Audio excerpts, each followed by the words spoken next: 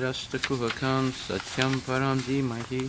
Dhamnasvena sada nirahastakuhakam satyam param dhimahi. O my Lord, Shri Krishna, son of Vasudeva. O my Lord, Shri Krishna, son of Vasudeva. All-pervading personality of Godhead. O all-pervading personality of I offer my Godhead. respectful obeisances unto you.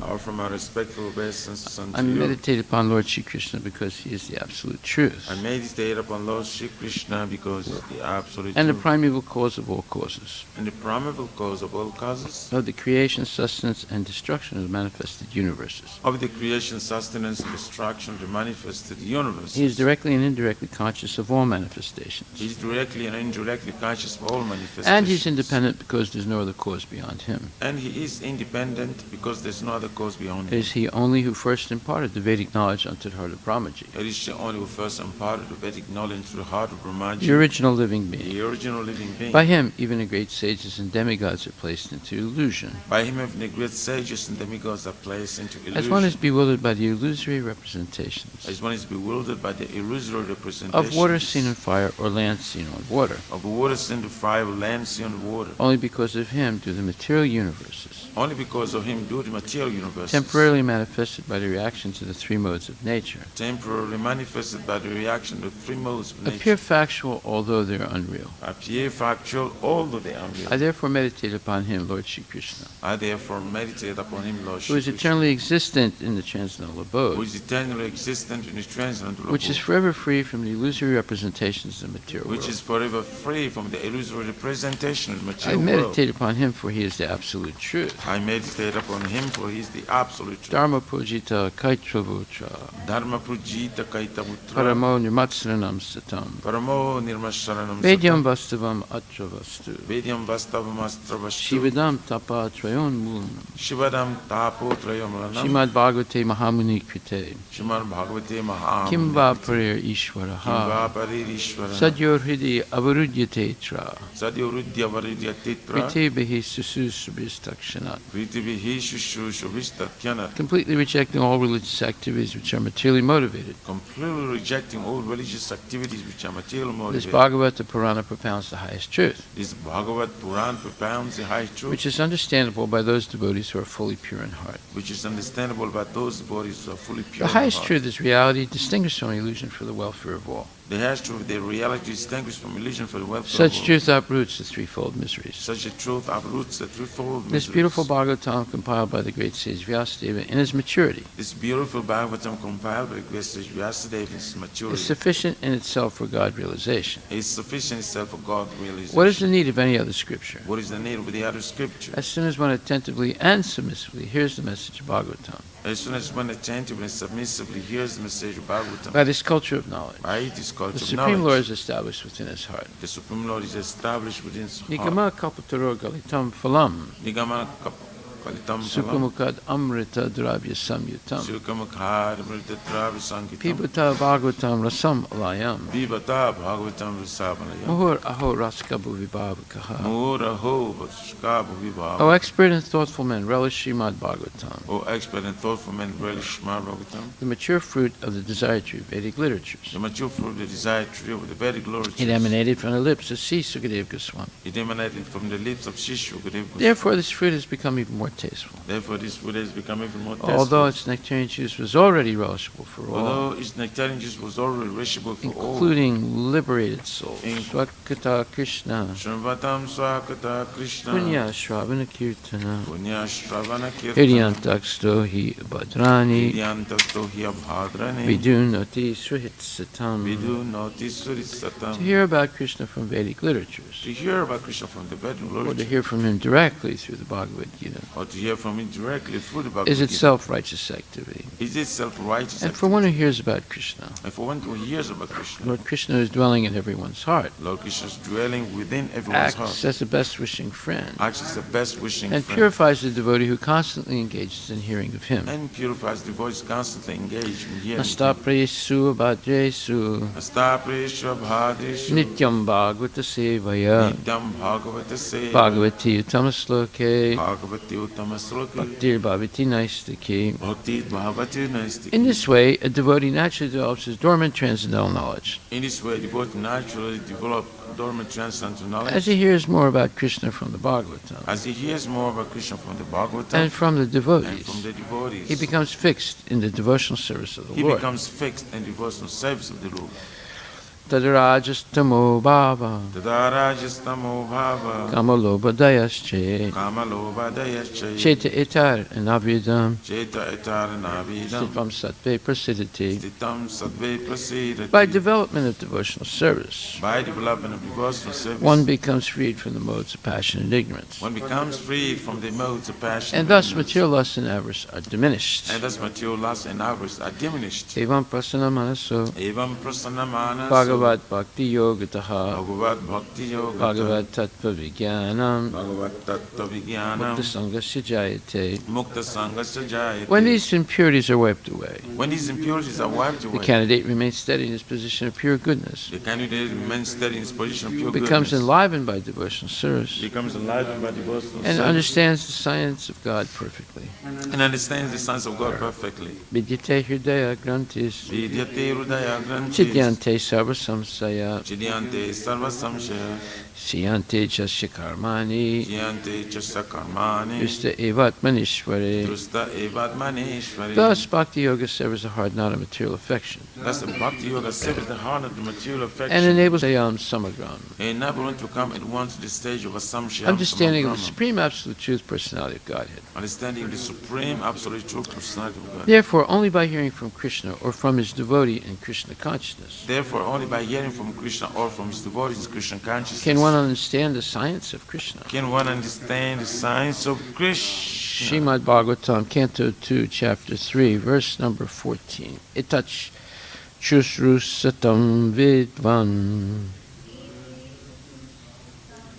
sutta nor hasibasitum kata hari kato darkaha satam syu sadasi dhruvam. Translation by Srila Prabhupada. O learned Sutta Goswami, please continue to explain such topics to us because we are all eager to hear. Besides that, topics which result in the discussion of the Lord Hari should certainly be discussed in the assembly of devotees. Purport by His Divine Grace, A.C. Bhaktivedanta Swami Srila Prabhupada Ki Jai. As we have already quoted above from the Bhakti Rasamrita Sindhu of Rupa Goswami, even mundane things, if dovetailed in the service of the Lord Sri Krishna, are accepted as transcendental. For example, the epics or the histories of Ramayana and Mahabharata, which are specifically recommended for the less intelligent classes, meaning women, Sudras, and unworthy sons of the higher castes, are also accepted as Vedic literature because they are compiled in connection with the activities of the Lord. Mahabharata is accepted as the fifth division of the Vedas after its first four divisions, namely Sama, Yajur, Rig, and Atharva. The less intelligent do not accept Mahabharata as part of the Vedas, but great sages and authorities accept it as the fifth division of the Vedas. Bhagavad Gita is also part of the Mahabharata, and it is full of the Lord's instruction for the less intelligent class of men. Some less intelligent men say that Bhagavad Gita is not meant for householders, but such foolish men forget that Bhagavad Gita was explained to Arjuna, a grihasta, family man, and spoken by Krishna in his role as a grihasta.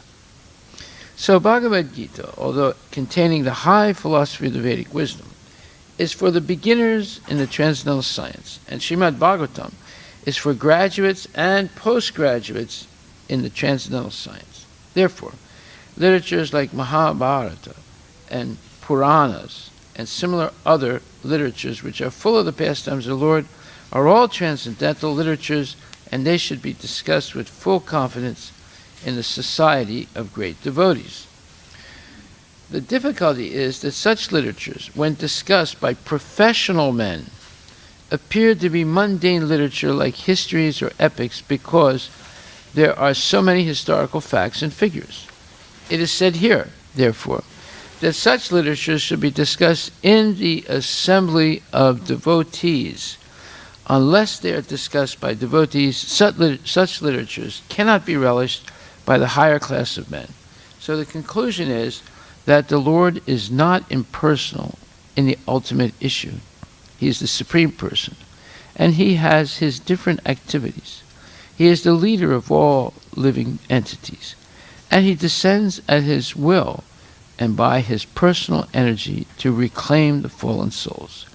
Thus, He plays exactly like the social, political, or religious leaders, because such roles ultimately culminate in the discussion of topics of the Lord. All such preliminary topics are also transcendental. That is the way of spiritualizing the civic activities of human society. Men have inclinations for studying history and many other mundane literatures, stories, fictions, dramas, magazines, and newspapers, etc. So let them be dovetailed with the transcendental service of the Lord, and all of them will turn to the topics relished by all devotees. The propaganda that the Lord is impersonal, that He has no activity, that He is a dumb stone without any name and form, has encouraged people to become godless, faithless demons, and the more they deviate from the transcendental activities of the Lord, their path to hell instead of returning them home back to Godhead. Srimad Bhagavatam begins from the history of the Pandavas with necessary politics and social activities. And yet, Srimad Bhagavatam is said to be the Paramahamsa Samhita, or the Vedic literature meant for the topmost transcendentalists, and it describes Param Jnanam, the highest transcendental knowledge. Pure devotees of the Lord are all Paramahamsas, and they are like the swans who know the art of sucking milk out of a mixture of milk and water. Srila Prabhupada Ki Jai. And there's a footnote, very important footnote, which explains the social structure of the people of Bharat, or the real Vedic culture. And Prabhupada writes, even 50 years ago, so he's writing this in the 1950s and 60s, right? The social structure of all Indians was so arranged that they would not read any literature that was not connected with the activities of the Lord. They would not play any drama not connected with the Lord. They would not organize a fair or ceremony not connected with the Lord, nor would they visit a place that was not holy and sanctified by the pastimes of the Lord. Therefore, even the common man in the village would talk about Ramayana and Mahabharata, Gita and Bhagavatam, even from his very childhood, but by the influence of the age of Kali, they have been dragged to the civilization of the dogs and hogs, laboring for bread without any sense of transcendental knowledge. Srila Prabhupada Ki Jai. So this is further explained in Ishopanishad and then also in Srimad Bhagavatam. In Ishopanishad it says, Anyad evahur vidyaya, anyad ahur avidyaya, itisu srimadiranam yenastad vichachakshire. The wise have explained that one result is derived from the culture of knowledge, and that a different result is obtained from the culture of nescience. Okay, now this is an extremely important verse. And in the purport, Prabhupada says, as advised in chapter 13 of the Bhagavad Gita, 13.8 to 12, one should culture knowledge in the following way. 1. One should become a perfect gentleman and learn to give proper respect to others. 2. One should not pose himself as a religionist simply for name and fame. 3. One should not become a source of anxiety to others by the actions of his body, by the thoughts of his mind, or by his words. 4. One should learn forbearance even in the face of provocation from others. So forbearance means you tolerate, forgive. 5, one should learn to avoid duplicity, that means cheating, or in his dealings with others. In other words, one should practice simplicity, no duplicity. 6, one should search out a bona fide spiritual master who can lead him gradually to the stage of spiritual realization, and one must submit himself to such a spiritual master, render him service, and ask relevant questions. 7, in order to approach the platform of self-realization, one must follow the regulative principles enjoined in the revealed scriptures. In other words, without following the regulative principles that we promised to do when we're initiated, there's no question of self-realization.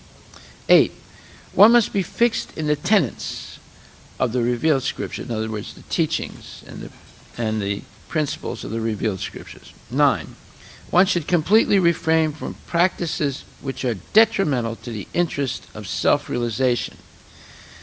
That includes Disneyland, that includes all kinds of things. You know, some people think, oh, it's good to take a break, go to Disneyland, or go to Wyoming, or go to Reno, or Las Vegas, have a little vacation, Don't listen to what Harivilas says. Take it easy sometimes with your family. And then, number 9, one should not accept more than he requires for the maintenance of the body. Okay? Living a minimalist life.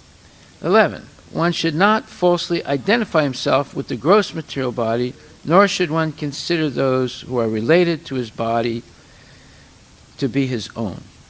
12, one should always remember that as long as he has a material body, he must face the miseries of repeated birth, old age, disease, and death. There is no use in making plans to get rid of these miseries of the material body, like Ray Kurzweil and other idiots who are promising that by 2050, death will be optional. They're all crazy statements, all misleading lies. The best course is to find out the means by which one may regain his spiritual identity. 13, one should not be attached to more than the necessities of life required for spiritual advancement. 14, one should not be happy or distressed over desirables and undesirables, knowing that such feelings are just created by the mind. And that's an extremely important point. One should not be happy or distressed over desirables and undesirables, knowing that such feelings are just created by the mind. 16. One should become an unalloyed devotee of the personality of Godhead, Sri Krishna, and serve him with rapt attention. 17. One should develop a liking for residence in a secluded place with a calm and quiet atmosphere favorable for spiritual culture, and one should avoid congested places where non-devotees congregate. So that's the purpose of the temple, especially in the early morning, where you can sit down, it's calm, it's quiet, and everything's favorable for spiritual culture. 18. One should become a scientist or philosopher and conduct research into spiritual knowledge, recognizing that spiritual knowledge is permanent, whereas material knowledge ends with the death of the body. So Prabhupada continues, these 18 items combine to form a gradual process by which real knowledge can be developed. Except for these, all other methods are considered to be in the category of nescience, ignorance. Srila Bhaktivinoda Thakur, a great acharya, maintained that all forms of material knowledge are merely external features of the illusory energy, and that by culturing them, one becomes no better than an ass, A-S-S. This same principle is found here in Sri Ishopanishad. By advancement of material knowledge, modern man is simply being converted into an ass. A-S-S. Some materialistic politicians, how do you say ass in Hindi? Kara? Huh? Gatha. Yeah. So is that a good word in Hindi? No. If you call someone Gatha, what does that mean? They're really low class, the bottom of the pile, right? Right next to the stool. So what does he say? He says, Srila Bhakti Vinod Thakur, a great acharya, maintained that all forms of material knowledge are merely external features of the illusory energy, and that by cultivating them, one becomes no better than a gata. This same principle is found here in Ishopanishad. By advancement of material knowledge, modern man is simply being converted into a gata. Some materialistic politicians in spiritual guise decry the present system of civilization as satanic, but unfortunately they do not care about the culture of real knowledge as it is described in the Bhagavad Gita. Thus they cannot change the satanic situation. Now this is what is happening even in this community. The parents are forcing their kids to go to these demoniac schools and learn all kinds of satanic knowledge, things that are not related to Krishna, hours and hours in the day, years and years, and the end result is they, like Prabhupada says here, by advancement, some materialistic politicians and spiritual guys decry the present system of civilization as satanic, but unfortunately they do not care about the culture of real knowledge as it is described in the Bhagavad Gita. Thus they cannot change the satanic situation. That's why, unless this community wakes up, the parents wake up, they're going to see that their children, although they were nice when they're like 5, 6, 8, 10, but as soon as they get to be 12, 13, and they get into middle school and high school, they turn into different people. And by the time they go to college, they're completely formed into a nice person who's not really interested in real knowledge. Right? In the modern society, even a boy thinks himself self-sufficient and pays no respect to elderly men. Due to the wrong type of education being imparted in our universities, boys all over the world are giving their elders headaches. Thus, Sri Ishopanishad very strongly warns that the culture of nescience or ignorance is different from that of knowledge. I maintain that most of our devotees don't understand this. And I'll challenge anyone. Try and argue against it. The universities are, so to speak, centers of nescience, of ignorance only. Consequently, scientists are busy discovering lethal weapons to wipe out the existence of other countries. University students today are not given instructions in the regulative principles of the brahmacharya, celibate student life, brahmacharya and brahmacharini, nor do they have any faith in any scriptural injunctions. Religious principles are taught for the sake of name and fame only, and not for the sake of practical action. Thus, there is animosity not only in social and political fields, but in the field of religion as well. So I will skip two paragraphs and go to the end. Sri Ishopanishad warns us of this faulty type of education, and the Bhagavad Gita gives instructions as to the development of real knowledge. This mantra states that the instructions of vidya, knowledge, must be acquired from a dhira. A dhira is one who is not disturbed by material illusion. No one can be undisturbed unless he is perfectly spiritually realized, at which time one neither hankers nor laments for anything. A dhira realizes that the material body and the mind he has acquired by chance through material association are but foreign elements. Therefore, he simply makes the best use of a bad bargain. The material body and the mind are bad bargains for the spiritual living entity. The living entity has actual functions in the living spiritual world, but this material world is dead. As long as the living spiritual sparks manipulate the dead lumps of matter, the dead world appears to be a living world. Actually, it is the living souls, the parts and parcels of the Supreme Living Being, who move the world. The Dhiras have come to know all these facts by hearing them from superior authorities and have realized this knowledge by following the regulative principles. And do kids follow regulative principles in college? I don't think so. Do they wake up early every day for Mangalarti? Do they chant 16 rounds? Maybe, maybe not. Do they only eat prasadam? Do they offer their food before they eat? Do they engage in devotional service? Do they associate with other devotees? Doesn't look like it. To follow the regulative principles, one must take shelter of a bona fide spiritual master. The transcendental message and regulative principles come down from the spiritual master to the disciple. Such knowledge does not come in the hazardous way of nescient education. In other words, it doesn't come through mundane education. One can become a Dhira only by submissively hearing from a bona fide spiritual master. That's what we're trying to do every morning. Of course, not many people come. Well, we can excuse them. They know everything already, so they don't need to come to class.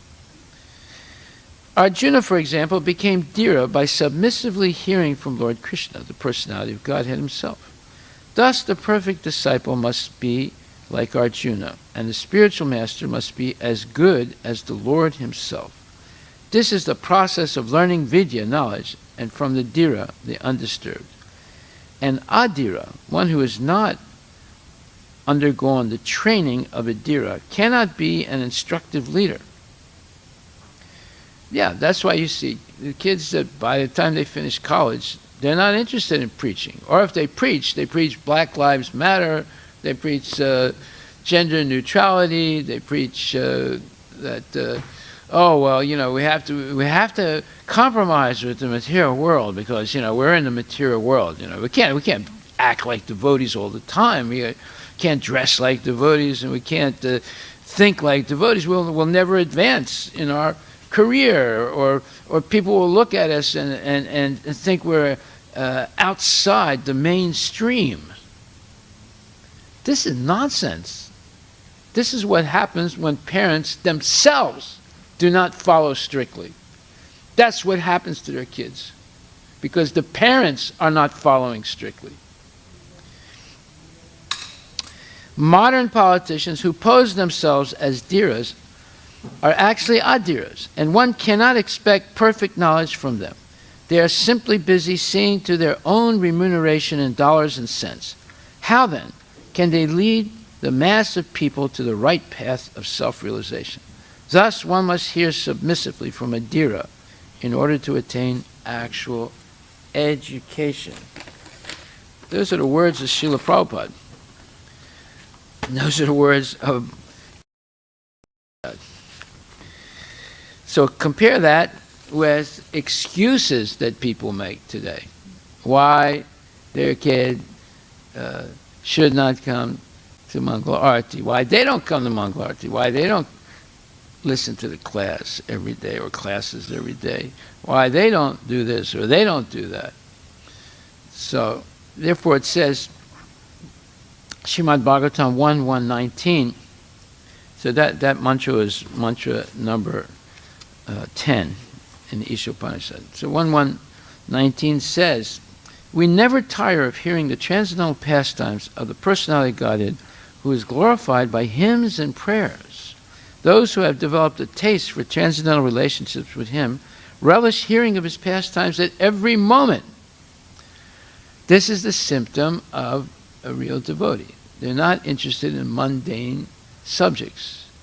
They're interested in transcendental, eternal subjects, all related to Krishna. And Prabhupada says in a purport, there's a great difference between mundane stories, fiction, or history, and the transcendental pastimes of the Lord. The histories of the whole universe contain references to the pastimes of the incarnations of the Lord. The Ramayana, the Mahabharata, and the Puranas are histories of bygone ages recorded in connection with the pastimes of the incarnations of the Lord, and therefore remain fresh even after repeated readings. For example, anyone may read Bhagavad Gita or the Srimad Bhagavatam repeatedly throughout his whole life and yet find in them new light of information. That's an extremely important point. I don't think anyone who's serious about regularly reading Bhagavad Gita and Srimad Bhagavatam would deny this. Mundane news is static, whereas transcendental news is dynamic, inasmuch as the spirit is dynamic and matter is static. Those who have developed a taste for understanding the transcendental subject matter are never tired of hearing such narrations. One is quickly satiated by mundane activities, but no one is satiated by transcendental. No, satiated also means they get bored or they get tired or they're no longer interested. They got everything out of it that they wanted, and now they want to go somewhere else. But no one is satiated. Satiated means satisfied by transcendental or devotional activities. No, the desire is always new for more and more kata and more bhakti or service. Uttama Sloka indicates that literature which is not meant for nescience or ignorance. Mundane literature is in the mode of darkness or ignorance, whereas transcendental literature is quite different. Transcendental literature is above the mode of darkness, and its light becomes more luminous with progressive reading and realization of the transcendental subject matter. The so-called liberated progressive reading and realization of the so-called liberated persons are never satisfied by the repetition of the words Aham Brahmasmi. So what he's saying is that devotees are not like the Mayavadis. They're always saying Aham Brahmasmi, I am Brahman, I am Brahman. Right? So it says the so-called liberated persons are never satisfied by the repetition of the words Aham Brahmasmi. Such artificial realization of Brahman becomes hackneyed. Hackneyed means used, trivial, boring. Right? And so to relish real pleasure, they turn to the narrations of Srimad Bhagvatam. Those who are not so fortunate turn to altruism and worldly philanthropy. This means the Mayavada philosophy is mundane, whereas the philosophy of Bhagavad Gita and Srimad Bhagavatam is transcendental. This is what Prabhupada says. Are we going to accept it, or are we going to ignore it? That's the question. To accept or not accept, that is the question. Just like Shakespeare said, to be or not to be. So accepting means we have to follow and give the example. And if we follow and give the example, then others will also follow. If you're happy, if you're following grudgingly, then nobody will follow. But if you're actually happy by being Krishna conscious and hearing and enthusiastic hearing and inspired because every day you're learning something new, even though you're reading the same thing that you read 5 times before, but you're discovering new things that you missed. That's what our experience is every day. We're finding new things. You know, someone could say, well, I got my Bhakti Shastri course, and I read the first 6 cantos of Srimad Bhagavatam, I know that already. You don't know anything. What are you talking about? We could ask questions and see how much they know. Right? None of us know, because it's so deep, and you think, oh, well, Prabhupada's just repeating himself. You chant Hare Krishna, follow the regulative principles, and live a simple life, a simple living, high thinking. I know all this stuff already. No, we don't know any of it. Because to realize it means we actually practice it, and without, not begrudgingly, but with ecstasy, with transcendental happiness. That's what convinces other people. Just like sometimes people say, well, if you're Krishna conscious and it makes you happy, then it's all right. Parents sometimes will say that, because, you should be happy in life. But if you're not happy, then it's not all right. Yeah, but even the idiot or the insane person is happy by doing nonsense, right? So happiness is not the only criterion. It's a much higher criterion. That is, are you actually falling in love with Krishna? If you're falling in love with Krishna, then that means that you have connected properly. And there's no limit to what a person will do when they're in love with Krishna.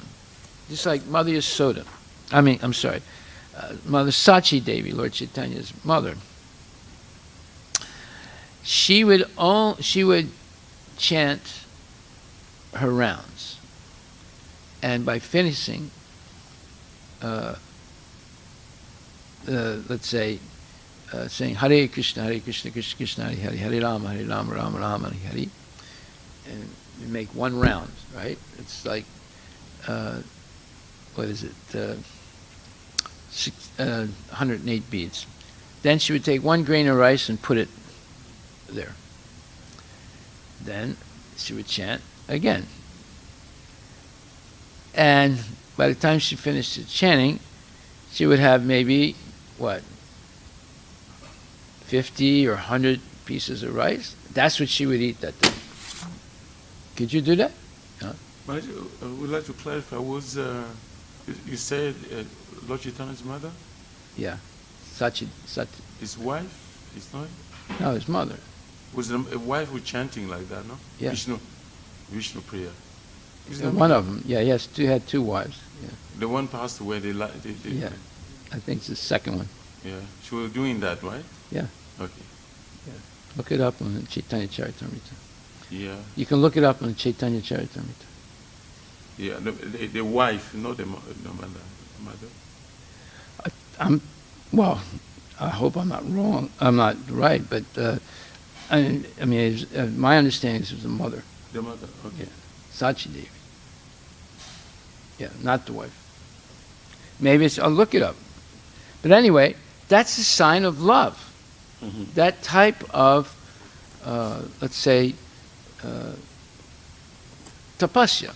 Tapasya is not because you committed something sinful. That's penance. It's because you voluntarily want to limit material sense gratification and only act out of love for the Lord. Or if, like traditionally when one is cooking, if they touch their hair or something touches the ground, they stop whatever they've cooked and they start all over again, even if it's near the end. See? All those are very, very, we can't expect everyone to follow those type of rules. Rules like that can only be followed when you actually have love for the Lord. And there's many other things. Look at Arjuna, he has to kill his own family members. But he's doing it as a matter of duty to Krishna. And basically, he's accepting that duty because of appreciation and love for the Lord. It's not on the same level as the gopis' love for the Lord, but it's still very high level. Right? Okay, so this is what differentiates a person who's genuinely Krishna conscious from people who are casually Krishna conscious. They never get to that point of voluntarily ready to sacrifice everything for the pleasure of Krishna. Everything means everything.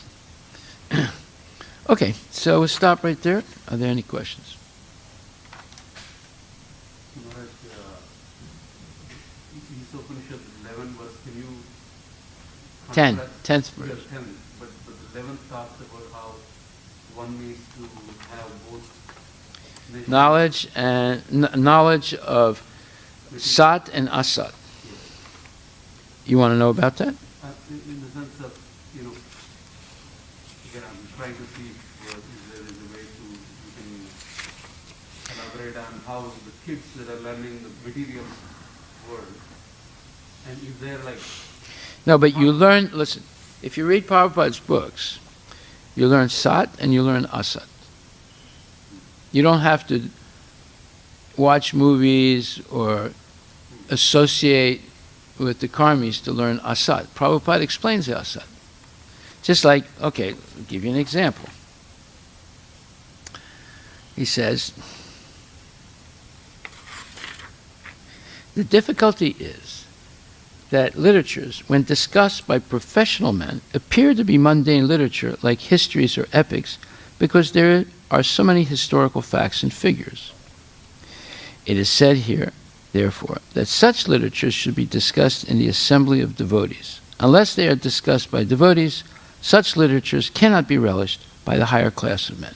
So you can go to University of Washington, they have classes on Bhagavad Gita, they have PhD professors teaching them to the students, right? But they make it appear to be mundane literature, like histories or epics. It's not transcendental knowledge, right? So he's teaching, all the time he's teaching what is Sat and Asat. There are many, many examples of it. So, like for example, he's always talking about the Mayavadis. So he says they will never reach Goloka, Vrindavan, or Vaikuntha because they don't believe it exists. They don't believe they are a person.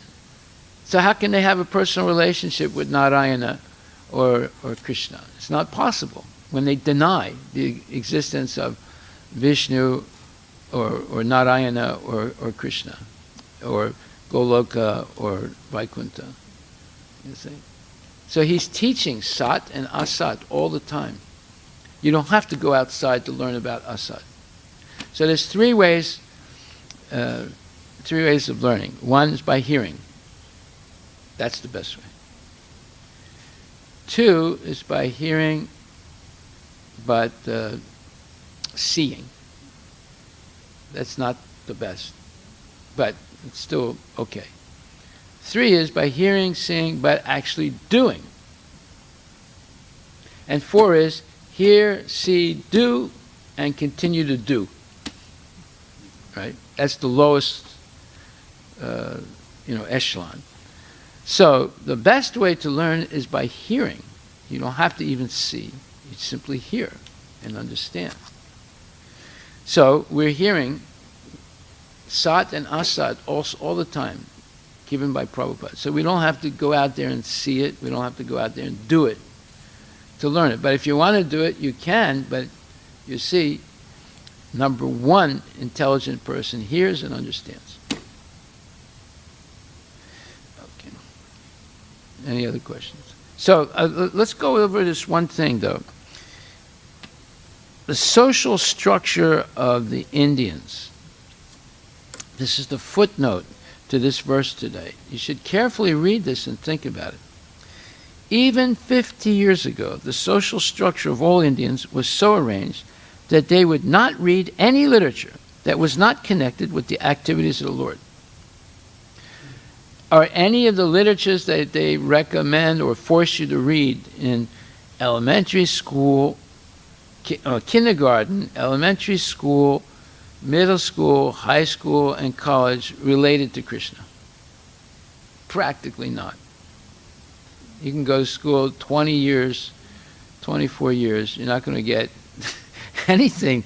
All the required reading, Shakespeare and Milton and Sartre and Kierkegaard and Black Lives Matter, and it's all unrelated to Krishna. Yeah.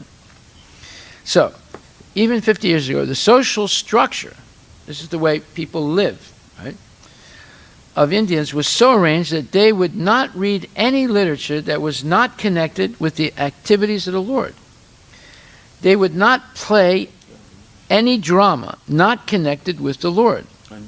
They would not organize a fair or ceremony or festival not connected with the Lord, nor would they visit a place that was not holy and sanctified by the pastimes of the Lord. Therefore, even the common man in the village would talk about Ramayana and Mahabharata, Gita and Bhagavatam, even from his very childhood. But by the influence of the age of Kali, they have been dragged to the civilization of the dogs and hogs, dogs and pigs, laboring for bread without any sense of transcendental knowledge. So we should very carefully think about this. Why did he put a footnote? It's very seldom Prabhupada either puts a footnote or a summary at the end of a chapter. That means it's extremely important. Haribol. Yeah. That is a thing I was going to say. Is there a question? Yes, no, it's just, I'm just adding on what Prabhupada says. Srila Bhaktisiddhanta used to say that if all the books of knowledge in the entire library of the world are lost, there's no loss. If there is Srimad Bhagvatam with the essence of Vedic knowledge. And Jiva Goswami say the lokika alokika gyan. So it means mundane knowledge and spiritual knowledge are taught within the Shastra and Bhagavatam. Yes, yeah. So you can't go out that. All knowledge comes from there anyway. So. Yeah. You get knowledge of Sat and Asat. Sat, logically. Yeah. Any questions, Dhananjaya? Someone ask a question? Not a question. Someone shared with me it was Vishnu Priya. She had one round for each grain of rice. She was Chaitanya's second wife. Okay. All right, Vishnu Priya. The wife. Okay, thank you very much. Haribol. Srila Prabhupada ki jai.